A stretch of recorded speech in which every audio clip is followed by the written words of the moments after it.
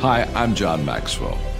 When the top companies in the world are looking for trainers, speakers, and coaches, there's one name that stands above the rest, and that's Maxwell Leadership.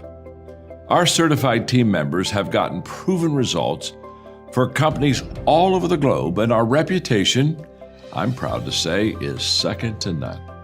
Some of our members have risen to the top of their profession, including the one you're going to meet today. I proudly introduce you to my friend Bob Fabian Zinka. Welcome to the Leadership and Success Podcast with your host, Coach BZ, where we help you lead with purpose and succeed with impact. If you're ready to grow into the kind of leader others want to follow, this podcast is for you. If you're determined to elevate your success and leave a lasting legacy, this podcast is for you. As my mentor, Dr. John C. Maxwell reminds us, everything rises and falls on leadership. Our goal is simple: to inspire you, challenge you, and equip you with insights that can transform the trajectory of your leadership journey. Welcome aboard to another episode of the Leadership and Success Podcast with Coach BZ.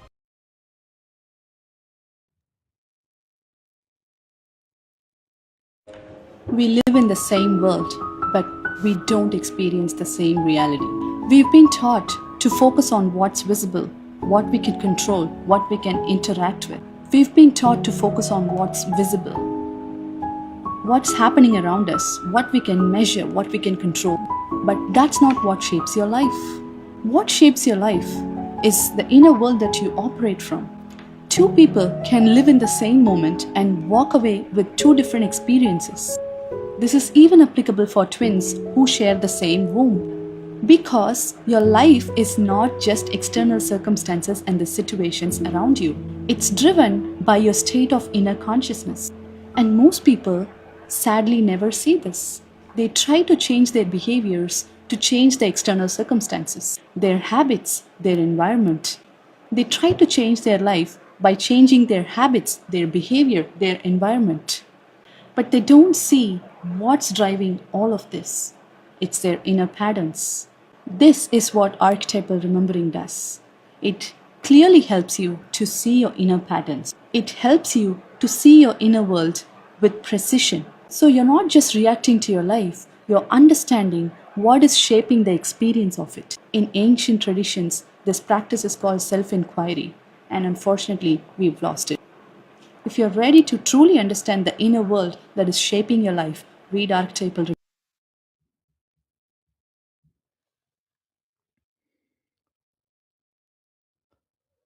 All right, we have a very special show for you today. And before we get started and I bring on our guest, Coach Pavi, let's first do what is our custom. We call it moment of gratitude. Every time we start a new show, we want to take just a moment to be grateful. There is so much happening out there. Sometimes it looks like the world is on fire. There is so much chaos. But in the midst of all of that, what are you grateful for? So if you would maybe close your eyes, put yourself in your happy place. For me, it's probably by the beach somewhere. Take a deep breath, calm down your nervous system, and think about one thing you are grateful for in this moment. What are you grateful for? Today, I am really grateful for my family and for my friends. I think there is really nothing in life more important than relationships. I've read a lot of books and I've heard a lot of stories, but when people are in their deathbeds, I've never heard of anybody saying, "Hey, I want to go back to work. I want to make more money. I want another car. I want another jet." No, no, no, no. It always comes down to the precious relationship you have, which adds meaning to your life. So let us know in the chat, what are you grateful for right now? And let us know where you are joining us from, what city, what state, if within the US, and if outside of the US, which country. And also, if you have a question for Coach Pavi, please type it in the comment and we will answer live. So let me see if I can properly introduce our guest today. Today, we are going to be talking about archetypal remembering, right? We're discovering the self beneath the role. In today's world of AI acceleration, constant pressure, burnout, hyperconnectivity, and nonstop performance culture, many leaders are silently asking themselves, who am I beneath the role, beneath the title, beneath the rank or the career? This conversation will explore the hidden behavioral patterns shaping leadership, relationships, decision making, emotional intelligence, and identity under pressure. Pavithra Venkatesan brings a unique perspective that bridges structured technical thinking with deep human insight. After building a successful career in software engineering, she transitioned into transformational coaching and authored the groundbreaking book Archetypal: Remembering, Navigating the Inner Terrains of Feminine Intelligence. And I'm pretty sure that is applicable to masculine intelligence as well. All right. Our work helps individuals recognize unconscious relational and behavioral patterns in real time so they can lead, communicate, and live more consciously. Part of what we're going to be learning today is why behavior patterns repeat under pressure, but also how leaders can remain deeply human in increasingly digital environment. All right, so ladies and gentlemen, without any further ado, please help me welcome to the Leadership and Success Podcast, the one and only Coach Pavithra Venkatesan. All right, Thank Pavit, how are you doing today? Good, good. Thank you for having me here, Coach BZ. Absolutely. This is really a great pleasure and honor to be talking to you. Just to get started, what is one thing you are grateful for today? I am grateful for good health, Yes, and I'm grateful for my family support for me to be able to do this. yes, yes.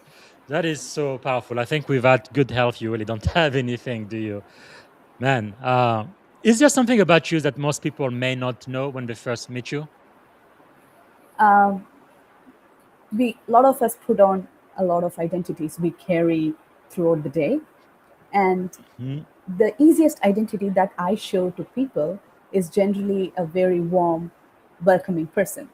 So Yes. there is a pattern beneath all that. So Mm, the pattern recognition power that I carry is something that I always downplay. That is yes. usually what gets downplayed in my relationships and my interactions with people. And then Hmm. when they come to know about me and this side of me, they're like, "What?" That has been my usual Wow, interaction and my experience with people. that is quite insightful. So, what first made you realize that human behavior and emotional patterns, like you mentioned, fascinated you more deeply than technology itself? I realized that the more I focused on technology, the external world, I realized that I was missing something.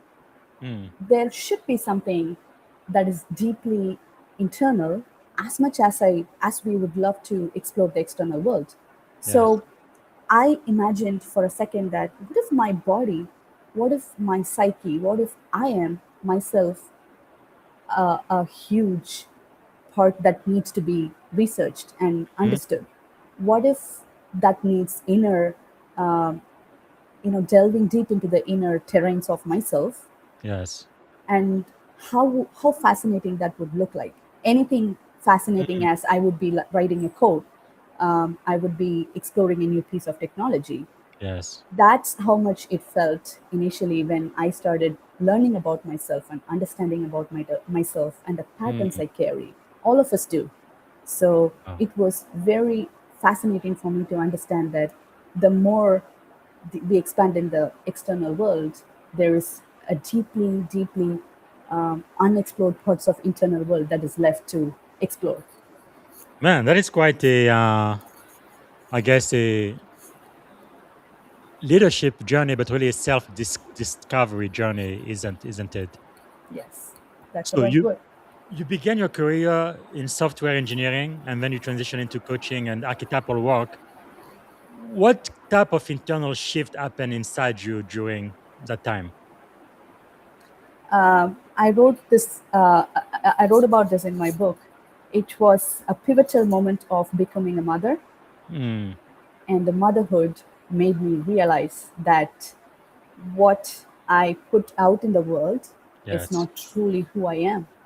Then that made me start. That made me question myself. Then who am I beneath all these masks that I'm putting into the world?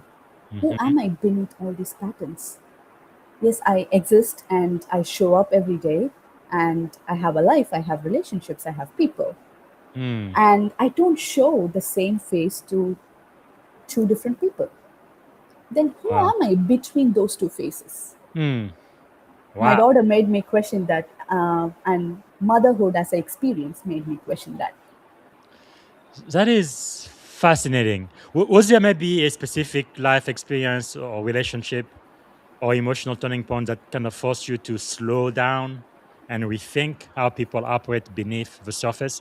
Because it is true, most people, when you meet them at work or the office or church or wherever, they tend to show you the best version of themselves, just the surface. It's almost like everybody is wearing a mask, really. But what made you kind of slow down and try to dig deeper? Um, the performances that I held up, the masks and the faces that I held up, did not work in motherhood. It Hmm. did not. When you are facing it, it's not just applicable to motherhood. I'm just talking about my experience here. Yes. But if you personally had a very deep experience in your life that you can never compare to any other experiences that you had, that Mm-hmm. is a pivotal moment personally. So that is the reason why you the performances drop at one point, because as the experience gets more profound, your masks and your performance drop, and you see yourself more clearly as no one has ever seen you in the world, because Wow. the face and the pattern, the self beneath the pattern, no one else has witnessed in me except me. Mm-hmm. That makes me feel like, okay, I only I'm there for myself to do that. No one else can do that in the world. Mm-hmm. So that makes me more personally accountable towards myself. Interesting. I have read a lot of books and a lot of very successful people. When you read their autobiography, you find out that they also had a lot of doubts. But of course, most people have no idea. Many high performers appear very successful externally while they struggle internally. It's a story I've heard over and over and over again. Many even have what they now call the imposter syndrome, right? They really deserve to be where they are. They are really excellent at what they do, but they still wonder, do I really deserve it? Am I good enough? They're almost like, I am an imposter. What am I doing this job? So, did you personally experience that tension? Yes, absolutely. When I first became a mother, I realized that I wasn't given the nurturing and the developmental and things that I need for my earlier development. So I Hmm. realized there was a big void there. So my question was, how can I ever give something to a child which I was never given? Mm. I never had that. How do I give it to a child? Wow. That was the most profound question. And I was lingering to the lack side of it, which means that, okay, I never had that, but I'm never going to be able to give it to my daughter. That is the imposter syndrome that you are also talking about. That hit Yes. me differently on a personal level, but it might hit differently for many in different places for many people. Yes. So the personal experience for me was, how can I give something to my daughter when I never received it? Mm. So when I started delving deep into that, that's when I realized I don't need to have something in order for me to give something to the world. Yes. Then where am I getting that from? If I never received it and I'm giving something to the world, where is it coming from? Mm. It must be coming from a source of abundance, isn't it? There is a source in me and all of us which we tap into, but we were never showed, we were never told that it exists. Hmm. So, how do you figure that out? How do you know where to tap that from? Then I started digging more into the patterns and the faces that I held, the identities that I held. The identity that I held, identities or identity that I held in a moment helped me Hmm. in that moment. And then I returned back to myself. Mm.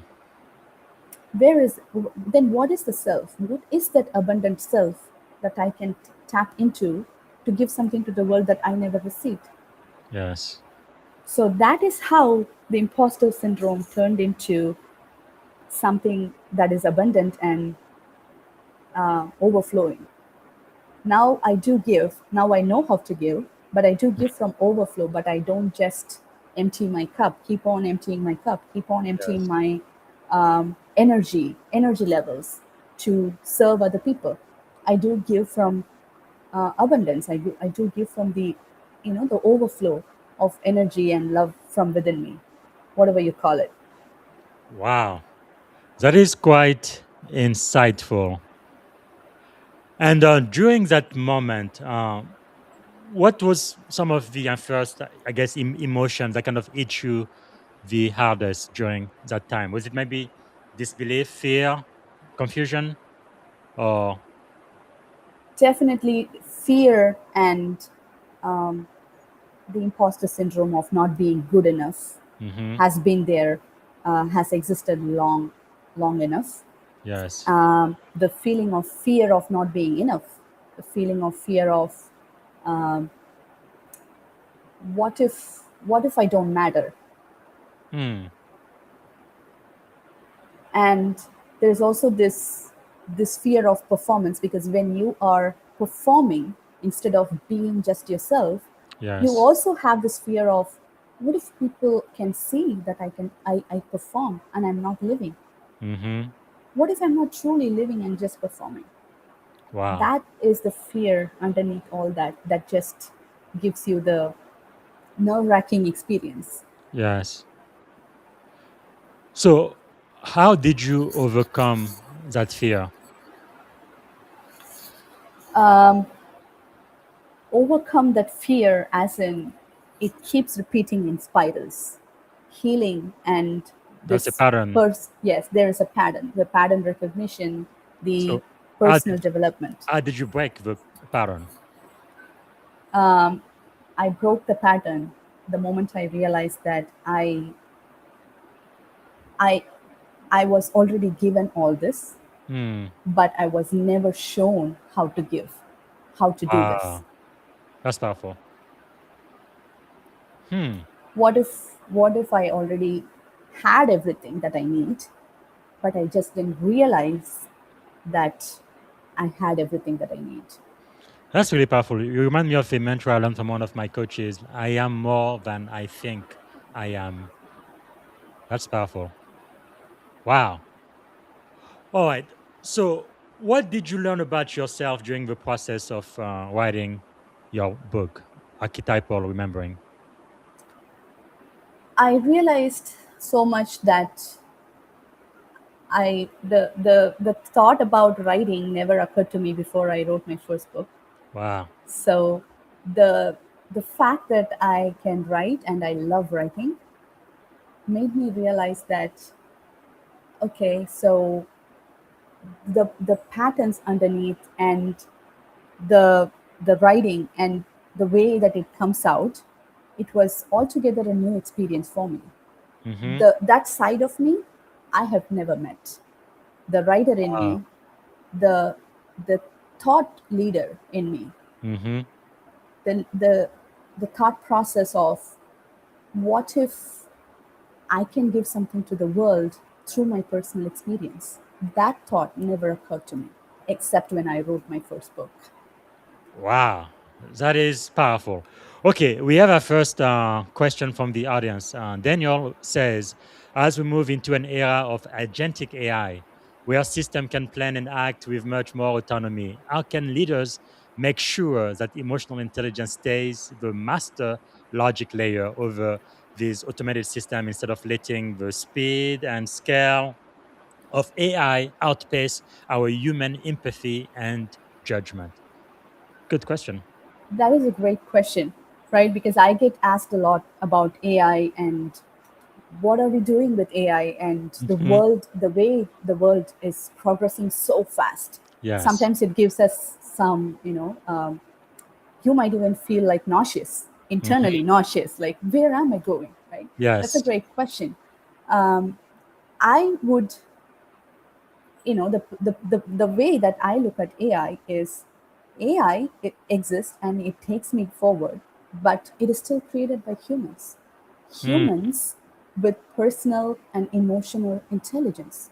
yes.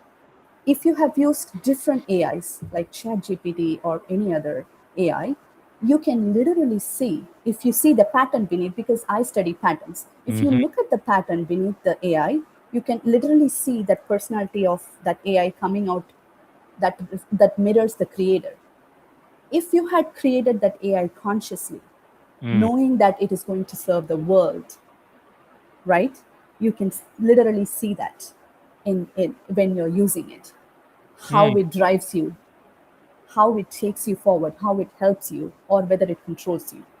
yes. So, consciously choosing the AI systems that you use every single day, starting from ChatGPT to any other tool, Mm-hmm. knowing that how it is steering you towards your own personal journey and how are you accountable towards the others in the environment and the world, that creates a difference in using the Yes. AI. And that is where the emotional intelligence factor comes in.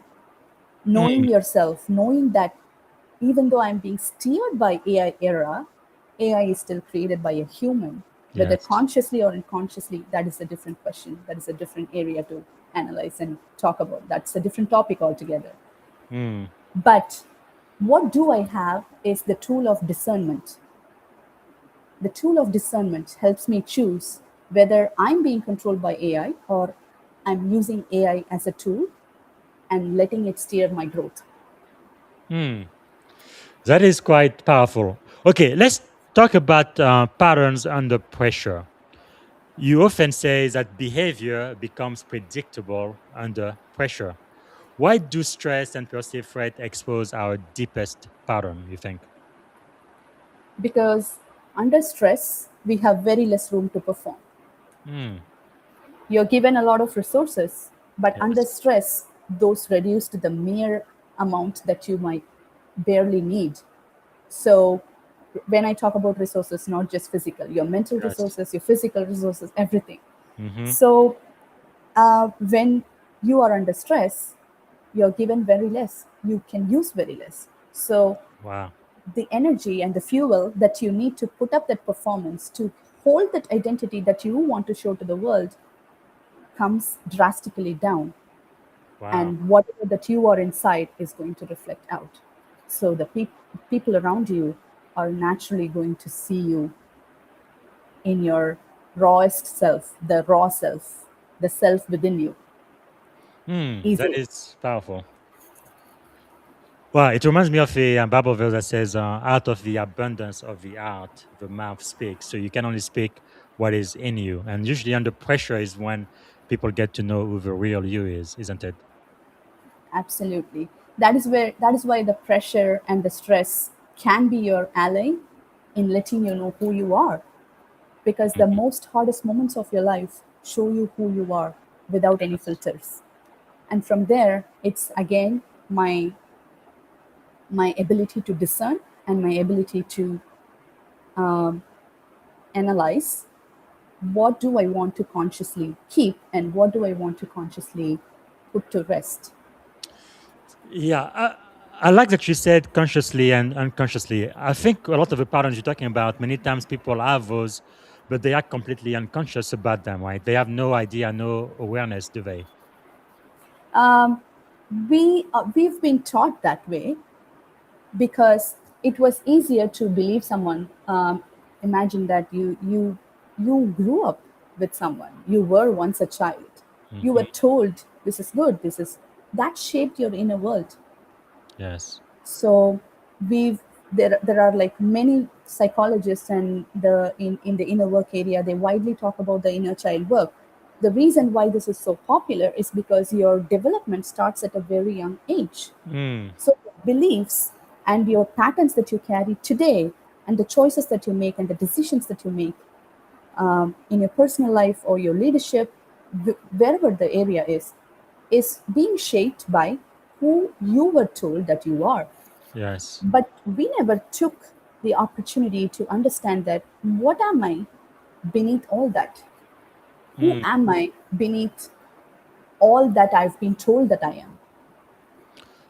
That is really powerful. So basically, I believe Tony Robbins teaches us something very similar. So what you are saying, in other ways, you can unlearn some of those patterns. That's a powerful, powerful word. Unlearning. Wow.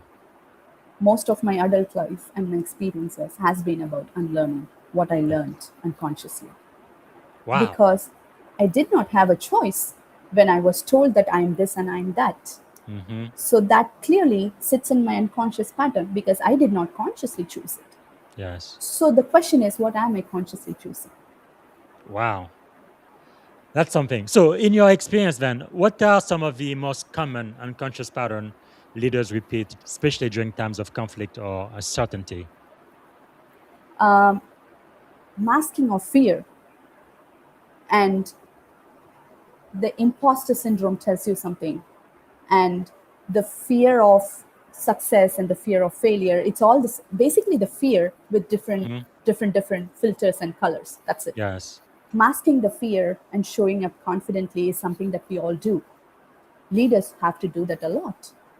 Mm. But what are you suppressing when you are suppressing that fear and showing up in the world as a leader, as a brave, putting up that brave face will tell you what it costs you in your leadership journey.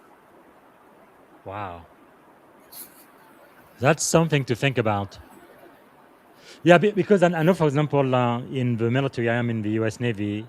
If you are the leader and there is chaos all around you, you really want to appear calm and collected, right? Because if you are not, if you start panicking, then everybody who's under you is going to panic too, right? They're going to think the world is coming to an end. When in reality, you want people. Usually, people don't step up to their potential; they tend to fall back to their training. Right? That's why in the Navy we tend to fight like we train, and we train like we fight. So, uh, from what you just said, so I guess there is a performative, uh, I don't know, function to that where you try to look a certain way so that you will build no trust or have people be calm and be able to do their job the way you train them. But then yeah, I also see your point that is so performative. It's not really your true self. I guess the question I have for you, how do you bridge that gap?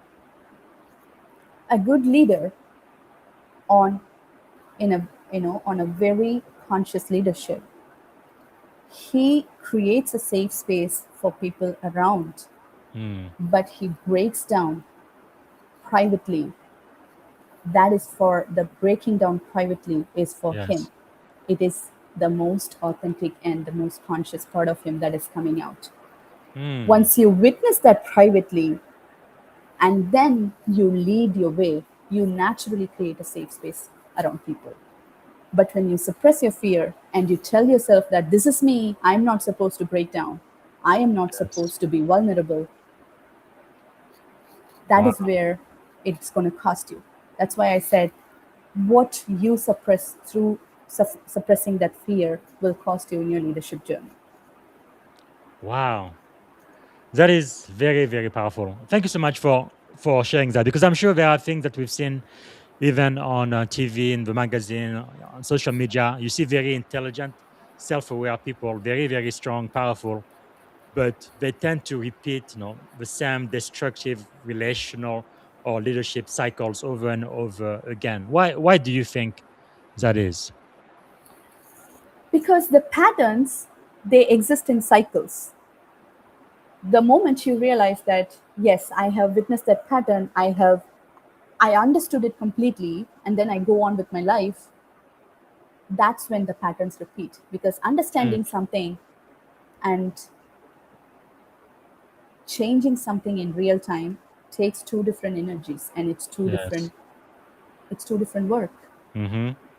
Yes, I can understand about myself. I know that I'm this, I have these patterns, and I can try to understand that with with my logical brain. Yes. But witnessing that and accepting that to be a part of me is different. That is why people keep repeating the patterns in their life, even though they know why they are doing what they're Mm. doing. That's interesting. Now, that's at the personal level. What about at an organizational level, like the culture of an organization? How do fear, insecurity, ego, and unresolved emotional experiences from members within your organization quietly shape the culture of your organization? So, the moment you realize that you have the power to make decisions that impacts the other, the the power, does it give you ego, does it give Mhm. you pride, or does it give you responsibility? If that gives Okay. you responsibility, you take personal accountability for your own inner leadership journey. That's what I would call. There's a leadership journey that is external, out, that you project out in the world, but there is Yes. an equally deep inner leadership journey, the journey that's going on with every leader out there. The more profoundly you take the inner experience, the more profound the external experience is going to be for you as a leader. Say that one more time, please. Wow. The more profoundly you take your inner leadership experience, the Yes. more profound your external leadership experience is going to be. Man, that is powerful. All right. So, have you noticed patterns common among high achieving professional in technology, like you used to be a software engineer or just corporate leadership in general? Absolutely, absolutely, I have witnessed it. So when I was working with the team, I actually did see a lot of dysfunction. So when it was when it was the leader's turn to act on it, Mm-hmm. there was actually very less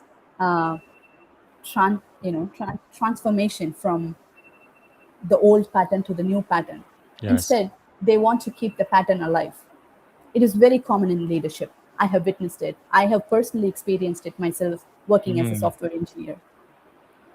So it is like you're either focused on productivity or you're focused on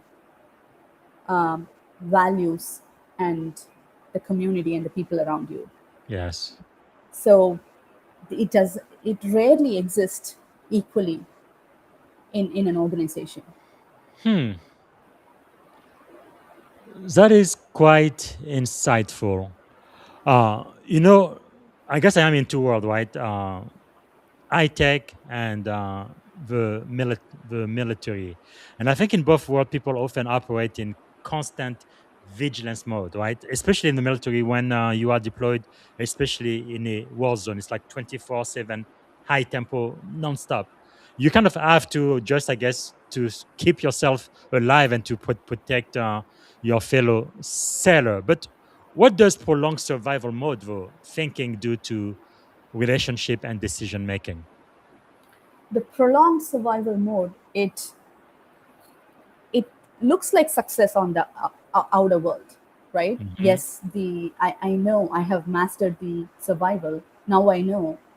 The moment you hit that ceiling of I know what works, that is where the most patterns live. Mm, The moment you figure out that I know this works and I don't have to change it, yes. that is where the organizations they usually slack. They work and work and work, they're innovative, they figure out a way, they figure out what works. I just want to keep it, I don't Mm, want to touch it. But yes. the patterns doesn't work that way. The patterns form, and then there it calls for depatterning, it calls for breaking the pattern. Mm, That is a moment, the pivotal moment many leaders fail. When it takes when it, what it takes for a leader to break that pattern is the courage and the trust in themselves that I can build this again, or I yes. can restructure it again. Hmm.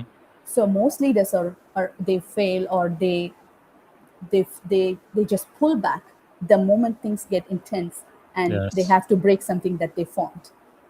Mm, wow. That is quite fascinating. Can you maybe share an example where someone intellectually they understand a problem, but emotionally they remain trapped in the same pattern over and over and over again, even though they are aware that what is happening is not what they want? Absolutely. So there was when I can tell this from my personal experience, right? Like Hmm. in a leadership journey in an organization. Um,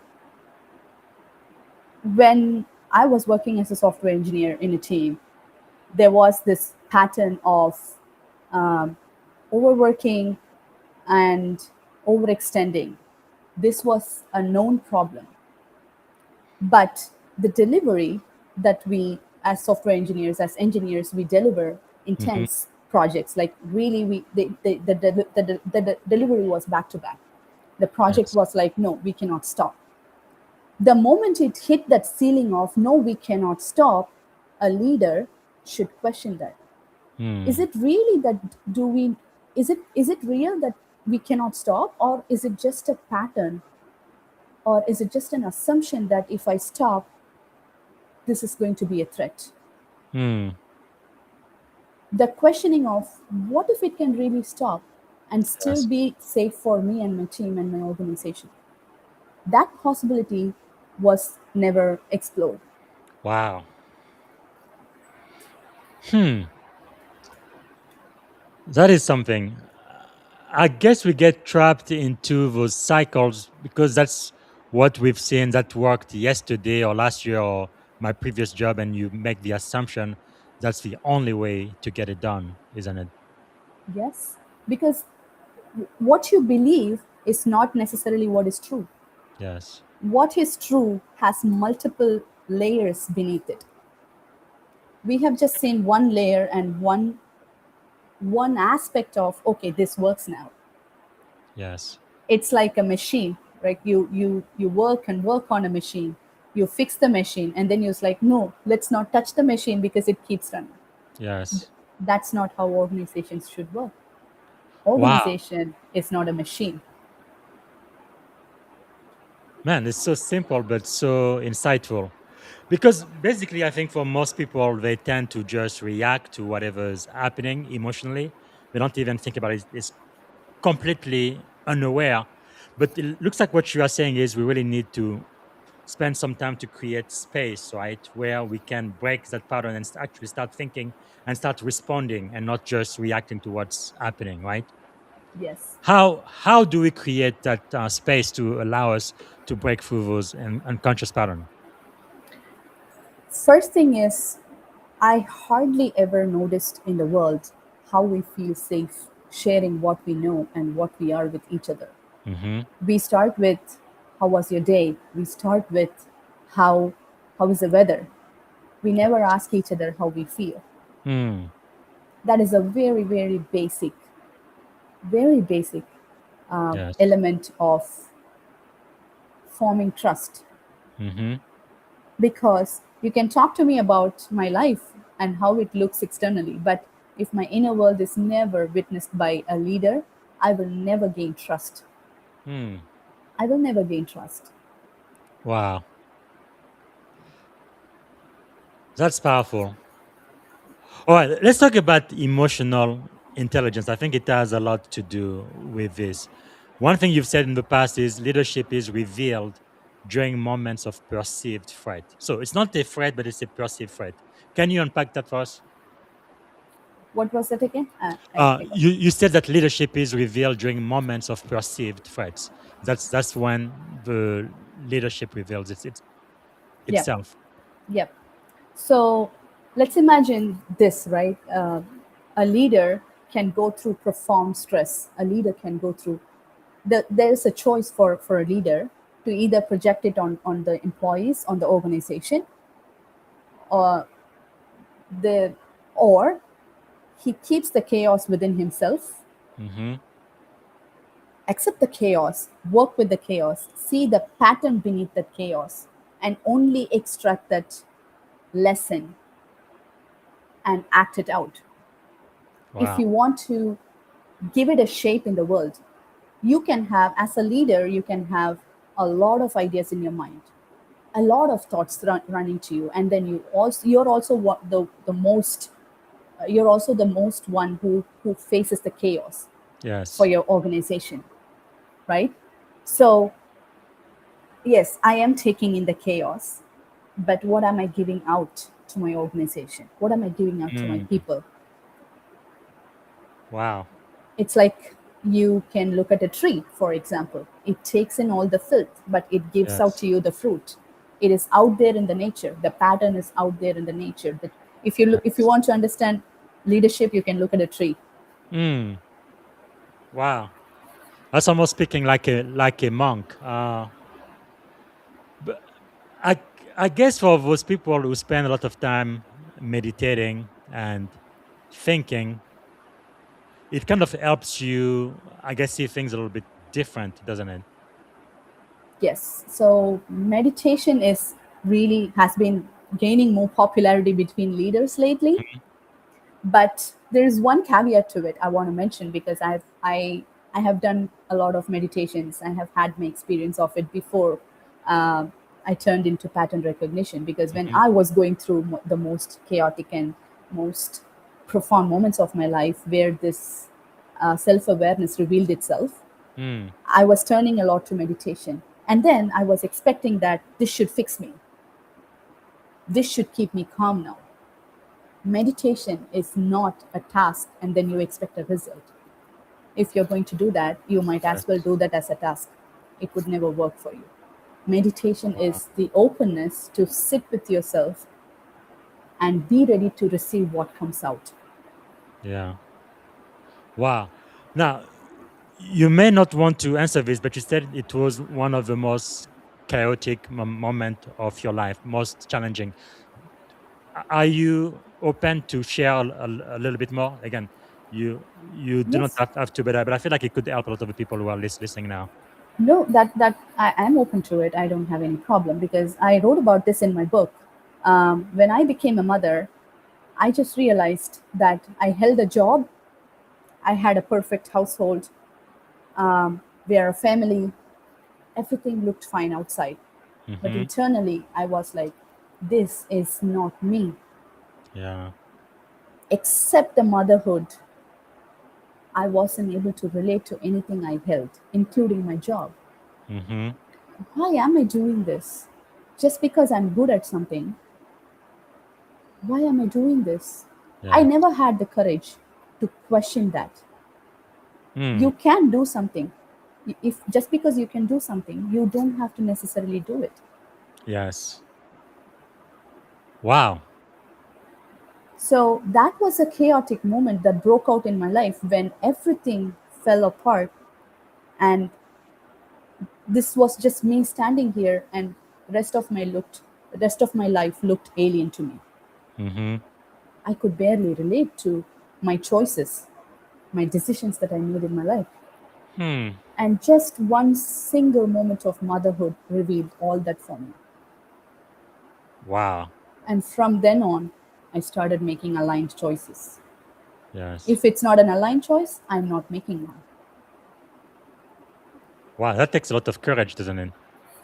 It does. It does. It's nerve wracking, but at the end, there is a profound acceptance of yourself that you would never get from anywhere externally, anywhere. Choosing yourself, choosing aligned choices for you is nothing compared to thousand success. That's why Mm. that is how I would define success in leadership or personal journey. Yes. Success is the internal coherence with the external world. Mm. So you are including your core values as well. Yes, absolutely. My core values live with me. They don't live outside of me. Wow. But I think for most people who may listen to you, yeah, that makes a lot of sense. However, we tend to be very comfortable in the chaos, comfortable at our job, comfortable even in a toxic environment. It's like, yeah, this is not best, but I'm making enough money to pay my bills. No, this is a devil I know. Over there, there's a devil I do not know. So things could get much worse, and then we kind of just get I don't know. I guess we kind of start drifting. I guess, and what did it mean to you to really see have that clarity, right, about who you are, your values, and no, you left a very great paying job because it just didn't align with who you were any longer. How did that feel like? I'm sure you were a little bit scared too, right? Absolutely. I was dead scared. So it was not an easy choice to make. It Mm-hmm. was a nerve wracking experience. And Mm, in leadership journey, people rarely talk about this emotion called grief. yes. The grief of leaving behind what you once held most dear to you, Mm, what you held like it's your life. I yes. held my job like it's my life. I put on faces, I put on masks, and I put on performance to Mm, just to keep the job because I wow. thought that if I leave that, that's the end of the world. Mm-hmm. Was it my assumption or was it truth? Assumption. Yeah.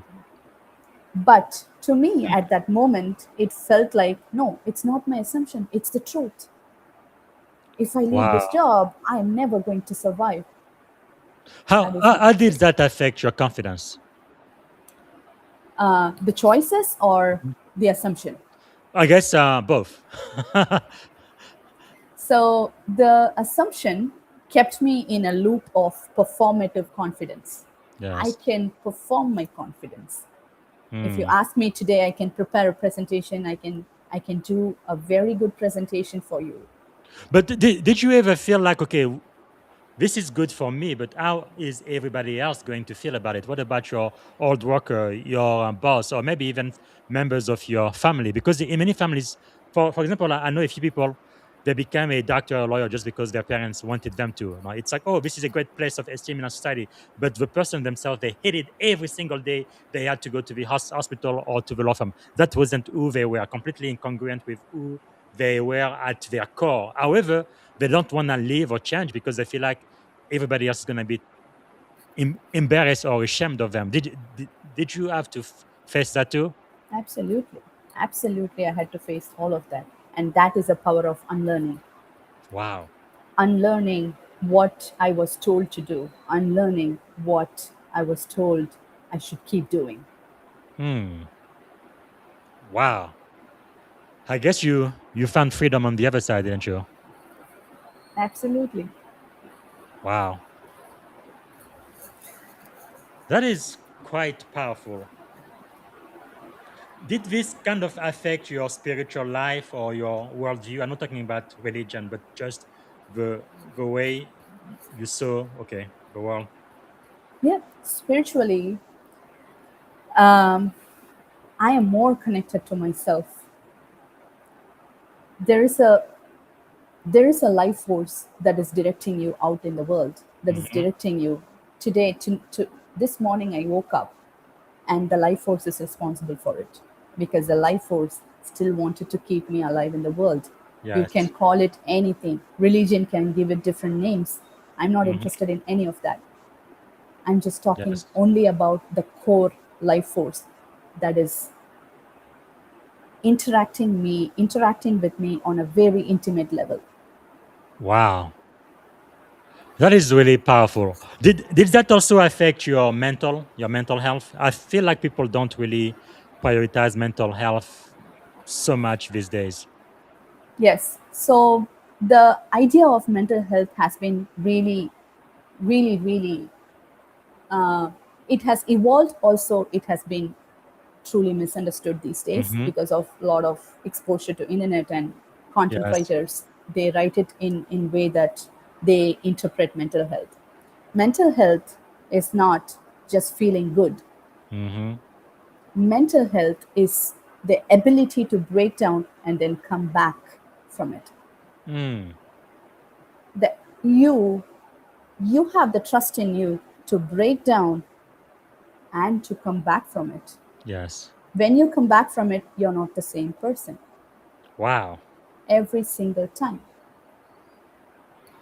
Man, that is really insightful. If I may ask, what did this experience teach you about leadership? Leadership, the more I lead myself, the more I lead others. That's all leadership is for me. It all Mhm. starts within me. Wow. I have different parts within me. I have a little girl. I have an adult, I have a teenager. You can call it different parts or you can Mm. call it a different person. Imagine I'm the one who's leading all the parts within me. This is the concept behind archetypal remembering. Yes. That is when I realized that I am my own leader. Mm. And Wow. who am I leading is my patterns. I'm leading my patterns with compassion. Wow, that is powerful. Wow. I think was it Gandhi who said something when you said that? I believe he said something like you are the one you've been looking for. Yes? Yep. Wow. So there are many, many leaders who spoke about this. There are many leaders. If you'll notice, this is a common pattern Mm. in spiritual leaders as well as um, leaders who consciously ruled the Yes. constitution, the country, anything. You can look at them. You will see the similar pattern. Yes. They have this profound self-awareness of who they are. Hmm. What does that tell us is the more you know yourself, the more you know the other. The world is just a mere mirror reflection of who you are. Yes. Wow. That is quite powerful. I believe President Obama said the same thing when he was running for office back in 2007. Right? He says, "We are the ones we've been waiting for. We are the change that we seek." I guess that's the same philosophy that came out of Gandhi. Wow, that is quite powerful. Do you feel like this experience made you more compassionate the way you look at others? Yes, absolutely. Compassion for me used to look like if I just sit with someone and then I say that, oh, I empathize with you. Did you have this? That used to sound like compassion for me. Yeah. But that is just one part of compassion. Yes, you can sit with someone and have an empathetic experience and compassionate experience, looking at them, looking at Mm. their suffering. But compassion for me is accepting. Just mere acceptance is compassion. Wow. When I started realizing that compassion is directly related to how much I accept of myself, Mm-hmm. my experience started to shift. Wow. Like Tony Robbins, who's one of my mentor, he usually says that it's really in a moment, right? It is in your moment of decision that your destiny is shaped. It's just that one moment where you make up your mind that really shifts everything. When did you realize through that experience that you really had to change something? What decision kind of shifted your trajectory and changed your life from that experience? The moment I was about to make this decision of, am I going to keep the old patterns alive or am I going to choose a Mm, new pattern, a new conscious pattern that is aligned with myself? One of the decision that I made was yes. to pursue life coaching. You don't just make one decision and then just sit with it, right? You keep making decisions over and over towards the newer version of you that you're about to become. Yes. So one part of it, one moment, one pivotal moment for me was when I chose life coaching over software engineering, which I always did, which I was doing well, I was getting paid well. Yes. The next moment was my decision to write my book. Wow. So those two are the major pivotal moments. I made my decision Yes. towards breaking the old pattern and forming a new one. Man, so how are you different now because of this experience, or how has this changed kind of the way you define success today as opposed to what you used to define success before? Success to me is my internal and external coherence. They meet at a point. Mm. If I am so successful externally, but internally I'm breaking, that is not success to me. Yes. And internally I'm rich, but externally I cannot prove myself in the world, or I cannot offer the world what I want to offer. That means that I'm depriving myself of the expression that I need to have, that I want to have. Expression is a birthright for each one of us. You express yourself in ways that you want to express yourself. Mm. So Wow. for me, success is internal and external coherence meeting at a point. And it is very important for me to keep that balance. And that's when I can feel and internalize that success. That's powerful. Okay, the last question I'm going to ask, and then I want to get into your book is how would this experience now shape the legacy you leave behind? So now you are a mother, and how is that going to impact future generation? I have uh, I have a vision for healing, and I have a vision for the world, Hmm. which is shaped. One of the manifestation of that vision is my book. Yes. My hope is that we my hope for the humanity is that we talk openly about what hurt us.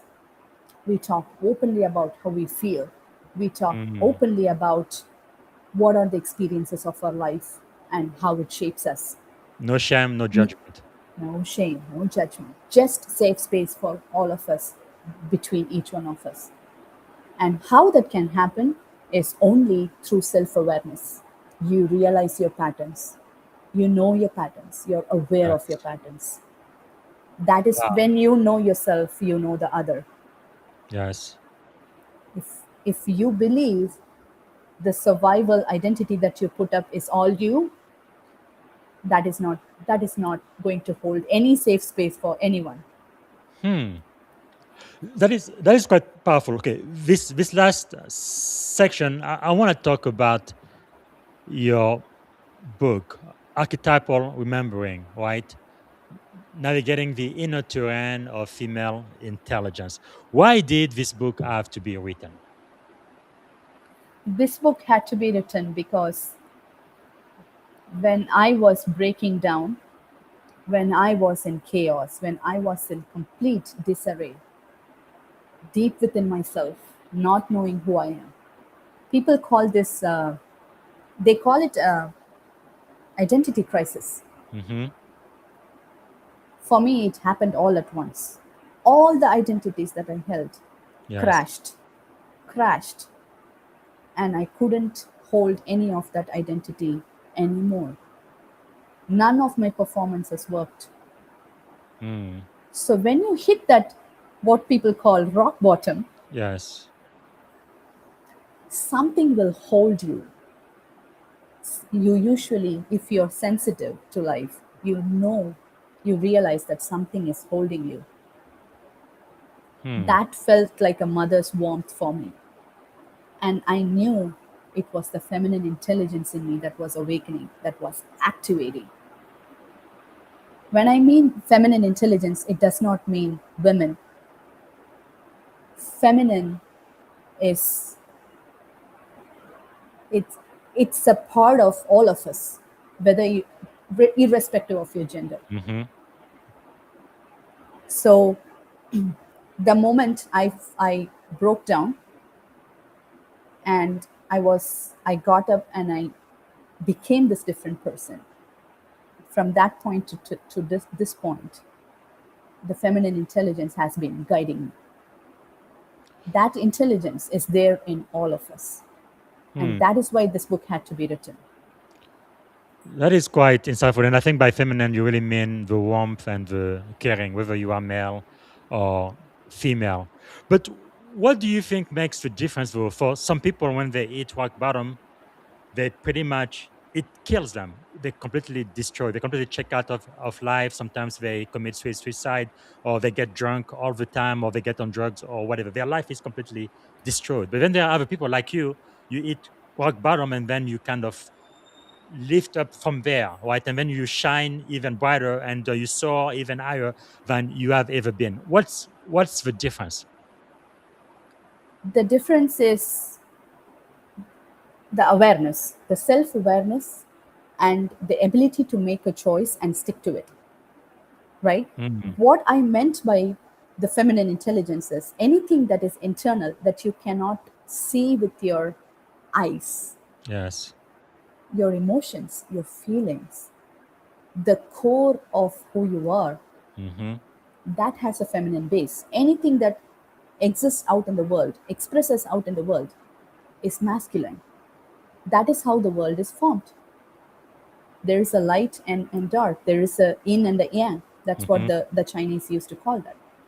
So I realized that the world is more in need of this internal, invisible parts of yourself that needs to come to light. They have stayed in the dark for so long. Mm-hmm. And with patterns, with recognizing patterns in you, this feminine intelligence is getting activated. You are realizing that you are more than what is visible.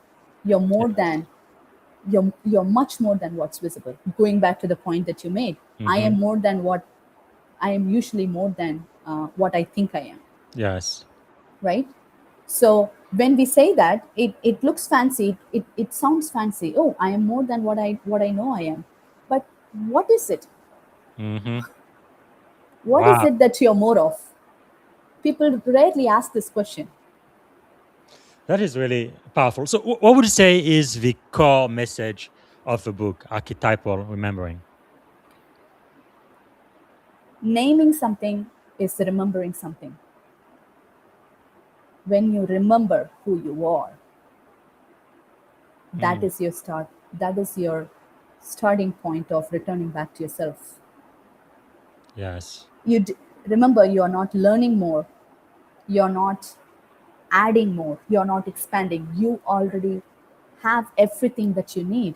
You're just remembering Mm. that who you always were. Because imagine this, you started from somewhere, you wanted to go to a destination, but the path led you somewhere else. Now, Yes. would you say that you're learning the new path or you're remembering the new path? Hmm. That's a different way of looking at it. Wow. That is why this book offers you a map. This map gets you where you want to go. Wow. You're not creating a new path. You always knew that there was a path and you're just remembering it. Powerful. So, for the listeners right now in the audience, if they need to remember only one lesson from today's conversation, what do you want it to be? It's you are more than what you are. You're more than what you look. It's powerful. So have the trusting yourself, the self accountability, Yes. and knowing that you're more than what you look, what you what you were told Mm-hmm. is the first key step towards remembering who you are. Wow. That is quite powerful. And for the young women who are listening right now and trying to rediscover their own identity, what advice would you have for them? Women are already waking up. Women are already realizing that they are more than the roles that they carry. Mm. I am the testament to it. I held Yes. the role of a mother. I still hold the role of a mother, someone's wife, someone's daughter. Yes. But beneath all that roles, I am a woman. Wow. And being a woman, what does it mean in the world? Yes. That is what women are doing now. And my wish is for all the men and the women in the world to realize who they are Yes. beneath all Wow. the roles that they hold. So maybe one more advice. What about those leaders who are struggling in silence emotionally? What would you tell them? When why do you struggle in silence is because you assume that nobody is going to hear you. Have the Mm. trust that the world is ready to hear you. Yes. have the trust and show up in the world. Even if you want to break down with one person you choose in your life. Hmm. If you don't have that one person, choose a stranger, Wow.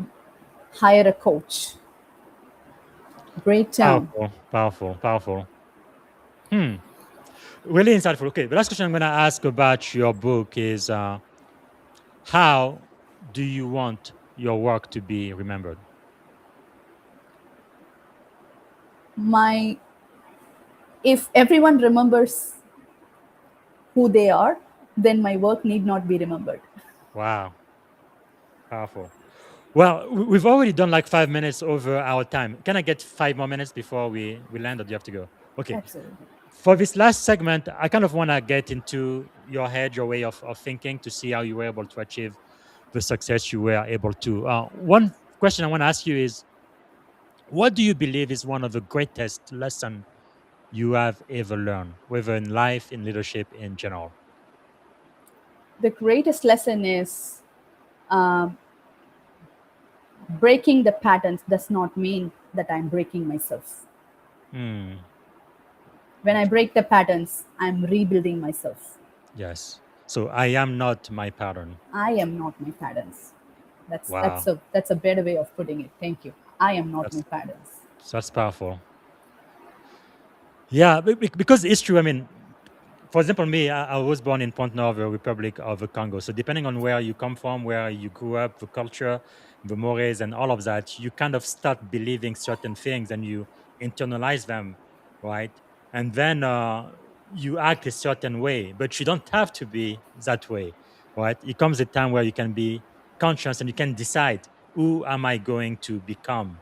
And wow, that is quite powerful. Now, what do you think is the secret to your success? Why do you think you are so successful? Um, I am successful because my inner patterns are finally breaking. My inner patterns are finally meeting the world where they are. Hmm, I like that. Wow. Okay, what are you learning these days? I know leaders are learners. Um, I am learning um, more on relational patterns, right? Mm, Relational psychology. So I just want to understand how human experience shapes the moment you were born and what actually held you till till this day. So my mm, work, I'm doing a thesis on that. So yes. I will be releasing my second book on that, which I want to call as Archetypal Prism. Mm-hmm. So I'm learning more about relational psychology and relational patterns. uh, when I say patterns or identities, it's not it's not the personality. It Mm, is under survival pressure you had to adapt to make something a part of you. That is what yes. I call as relational patterns. Yes. So I'm studying more of that too, Wow. and it helps my work. That is powerful. Whenever you publish a book, I definitely would like for you to come back here. Maybe we can help make it a bestseller. But I think it's very important the work you are doing for sure. And most of the time we talk a lot about success, but what about failure? And I love this coin I have. It was given to me. One side says success, the other side says failure, right? Two sides of the same coin. So my question for you is how has failure shaped your life? Failure has redirected me to something that is less aligned for me. Hmm. Failure has been a redirectional force that sharpened the edge for me every time. Wow. Powerful. Powerful, powerful. So, if you could choose three people to have dinner with, it could be anyone, live, dead, or even fictitious character. Who would you like to have dinner with and why? Three people. I love to really have intellectual discussions. I like to have mentally stimulating Hmm. conversations like relational psychology, like human behavior. So I would really uh, go to dinner with a very sharp mind.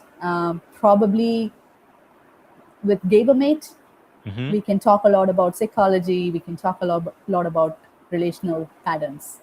Um, And I believe he's the one who wrote this book, right? The Myth yes. of Normal. Yep.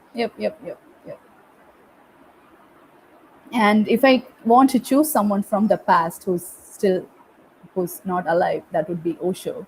Uh, Yes. I And have read Rocho is the one who wrote the Book of Secrets. Book of Secrets. That's right. That's right. This Fantastic. has been my Bible. Whenever I have a question, I have a Hmm. my mind maps patterns, but thinks in a philosophical way. So Yes. for me, the answers from this book are far more revealing than I usually would hope any other book Wow. would do. Powerful. And one more person. Um,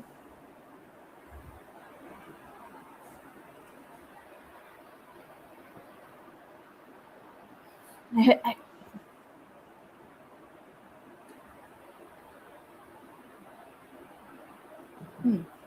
I never thought about it. Okay. Okay. No one comes to mind. Okay, that's never happened before. But okay, let's talk about the two people you just mentioned. Why should my audience read this book, The Myth of Normal: Trauma, Illness, and Healing in a Toxic Culture? So if you are anyone who is doing the inner work and you are becoming the conscious version of yourself, the first thing that question would come to you is what is normal and what is not. Yeah. That is why you should read this book. The myth of normal, it breaks the stereotypes of everything that you've been told what is normal. Hmm. And that is why this Powerful. book is healing and revealing and accepting in so many ways that the society Yes. wouldn't naturally do it for you. Wow.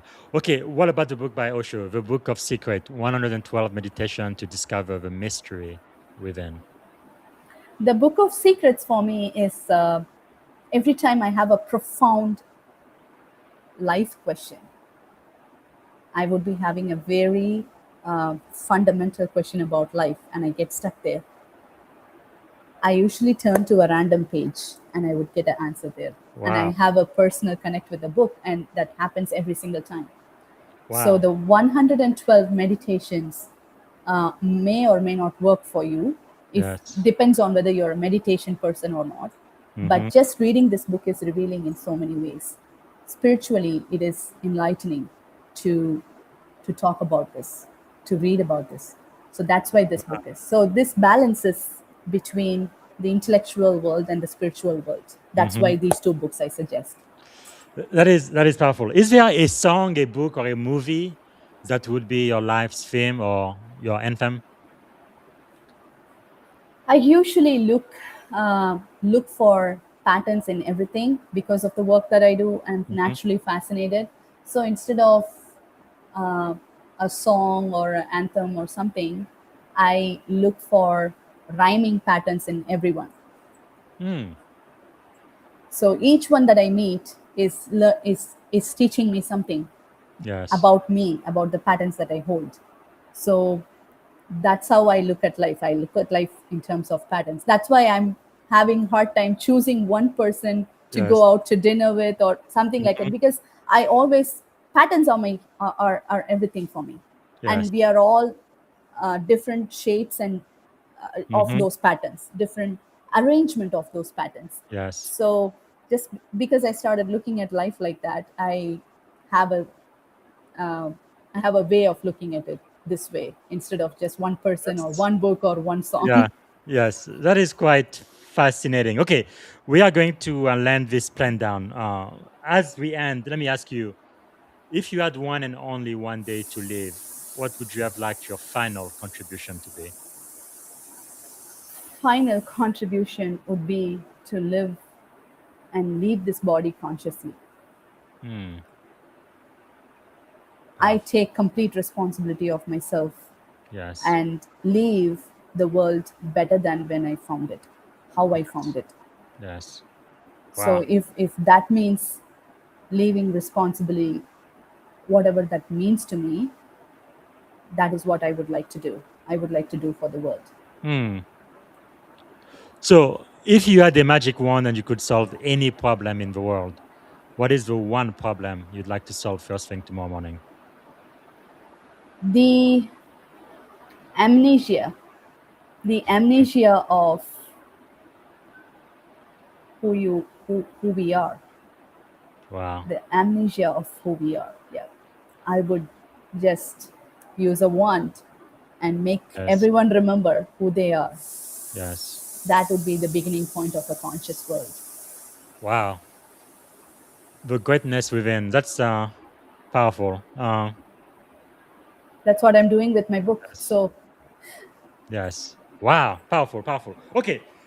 Thank you. Thank you so much. I've already used too much of your time. Uh, let me ask you this too. I feel like I need to ask. Thanks again for being one of our master teachers today. But if you had the ear of every young woman right now across America listening to you right now for the next 60 seconds, what would you tell them?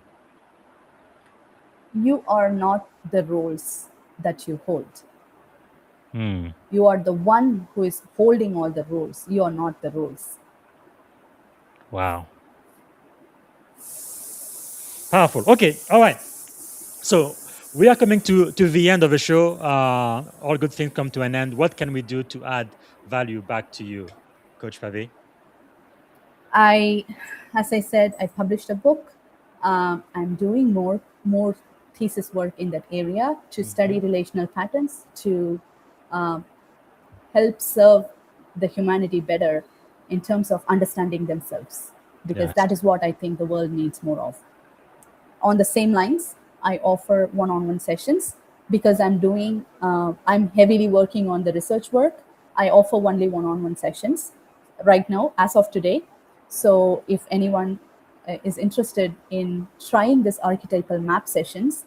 and they want to map their patterns, this session would be a value add to you because it maps your core patterns and it maps that pattern to that particular archetype that you have in you that is predominantly running your life, your Hmm. decision making, and everything.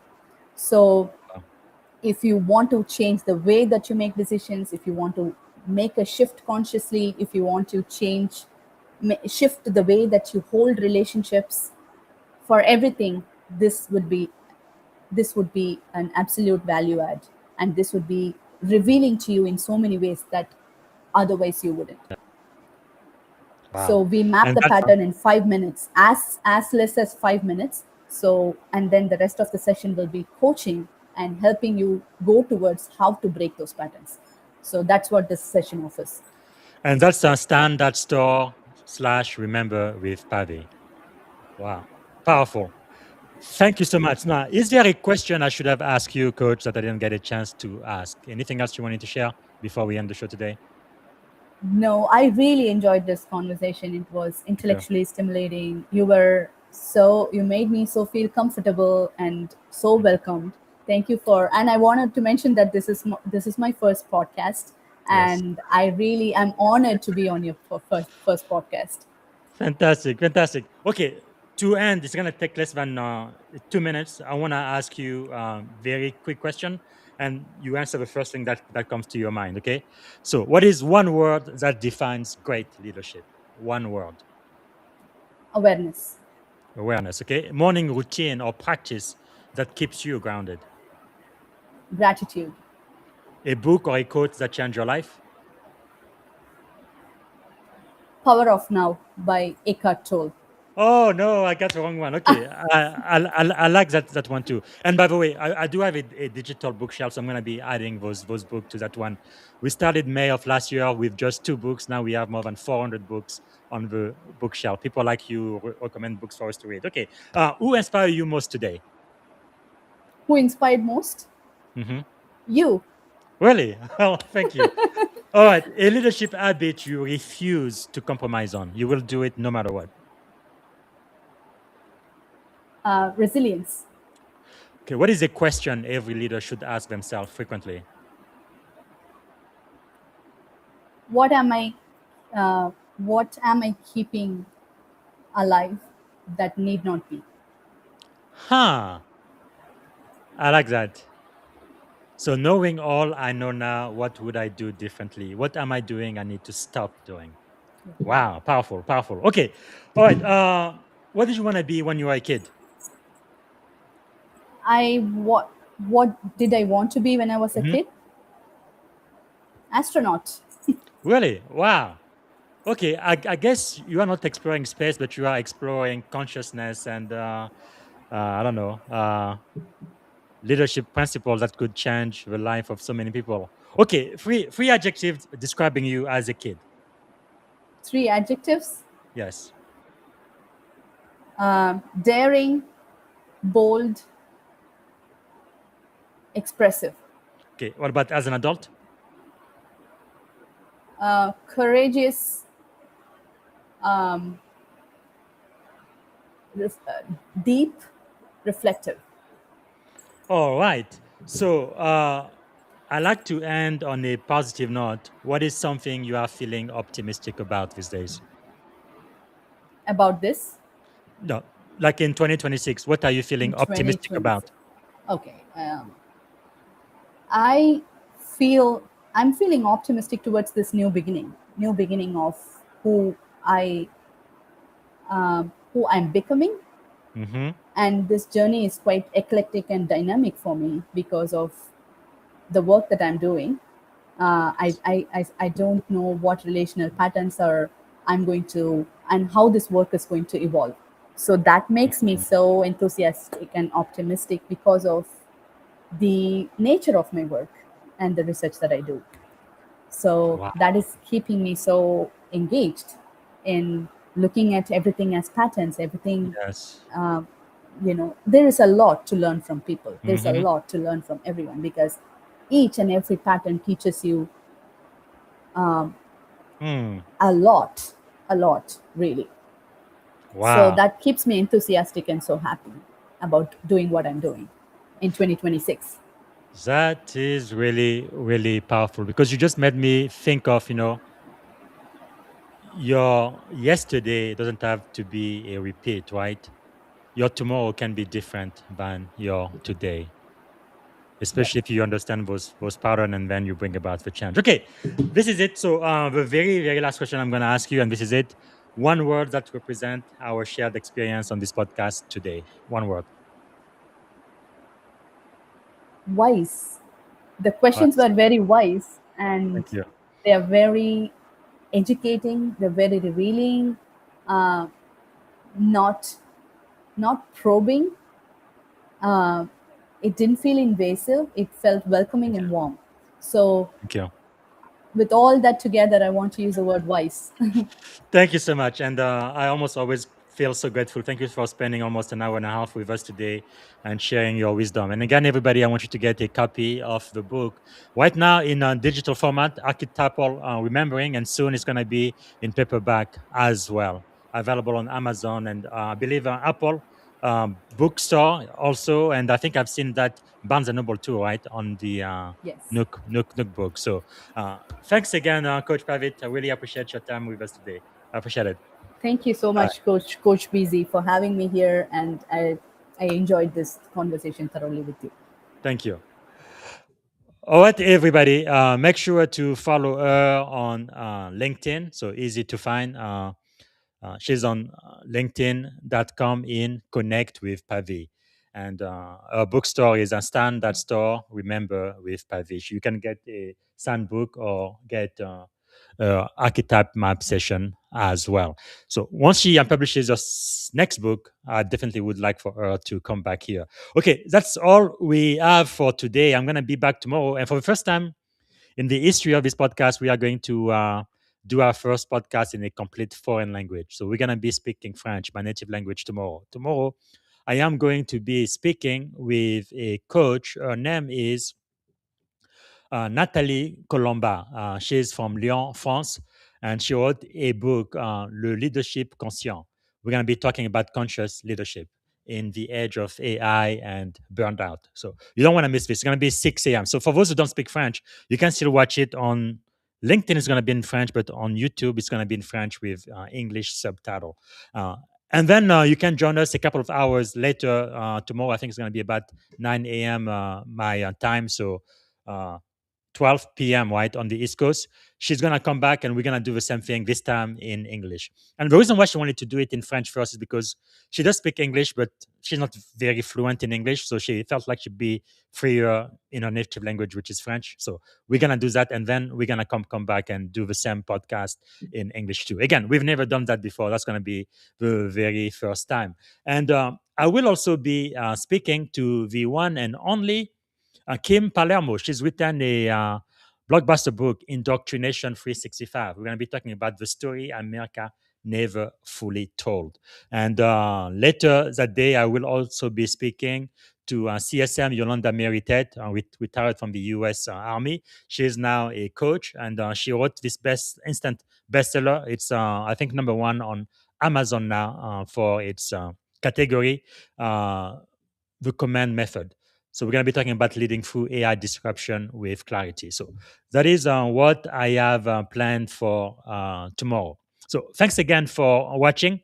And as you guys know, we celebrate Black History Year every time we meet here on the Leadership and Success podcast. So I'm going to play two quick videos for you guys. One of them is going to be about the very first African American ambassador, William Thaddeus Coleman. This is really something we do need to learn, right, from our history. So I am going to play that short clip, and we're also going to play a short clip about the one and only, the late now John Lewis. How he was viciously attacked, but then he was able to forgive. And what I really love about him during the civil rights movement, just like Martin Luther King, his mentor, it was all about non-violence. They only had to dig deep to find that place in them where they didn't have any hate, and they didn't, you know, respond with hatred or violence, even when they were attacked, some of them killed, and they still loved their neighbor. That is very, very, very difficult to do. Really a great example of what it means to be a great human being. So I'm going to play those two clips, and we're going to end there. Thanks again for watching. Bye for now.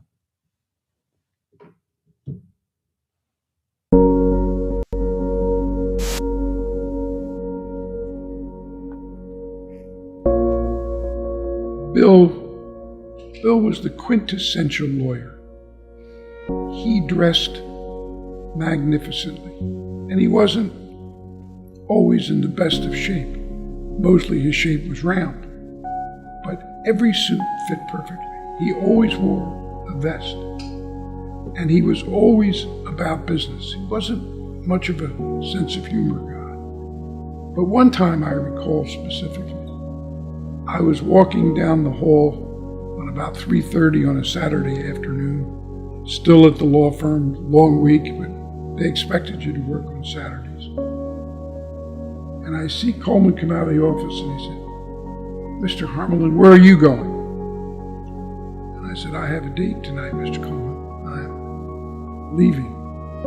And he looked at me and said, "We only started making a profit on you at 1:30 this afternoon. Where are you going?" And I said, "I'm going home to get dressed." And he said, "Okay." But he ruined the darn day for me. I mean, now I had to worry about whether I had job security or not. But he meant it. I mean, he viewed law as a tough taskmaster.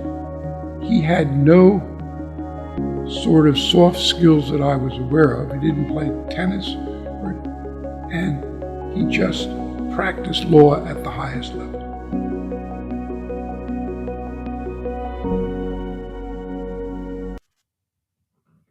On May 9th, 1961, my seatmate, a young white gentleman, the two of us tried to enter a so-called white waiting room in Rock Hill, South Carolina, at 35 miles from Charlotte, North Carolina. A group of young men attacked us. Members of the clan beat us and left us lying on the floor of blood. The local police officials came up, wanted to know whether we wanted to press charges. We said no. We believe in the way of peace, the way of love, the way of nonviolence. Many years later, to be exact, February 2009, One of the gentlemen who had attacked us came to my office in Washington. He was in his 70s. The son was in his 40s. And he said, Mr. Lewis, I'm one of the members of the Klan who beat you and beat your seatmate. I want to apologize. Will you forgive me? And I said, I accept your apology. I forgive you. The son started crying. He started crying. They hugged me. I hugged them back, and I started crying. It says something about the power of the philosophy and the discipline of non-violence. The power of the way of peace, the way of love. March book 1 and book 2 and book 3 would tell the story that we must create a society at peace with itself. That we lay down the burden of hate, the burden of division, the burden of separation. And we form another generation for young people.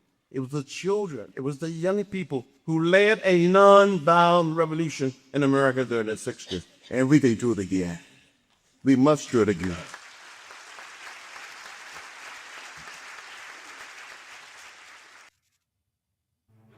Thank you for tuning in to the Leadership and Success Podcast with your host, Coach BZ. If today's episode added value to your leadership journey, be sure to subscribe, share, and join us again for more wisdom nuggets on how to lead better and achieve greater success. Remember, leadership is the most critical skill of our time. The world will always need leaders to inspire others, drive innovation, and execute meaningful strategy. So why not count yourself among the bold leaders shaping the 21st century? Until next time, stay inspired, stay committed, and keep leading with excellence.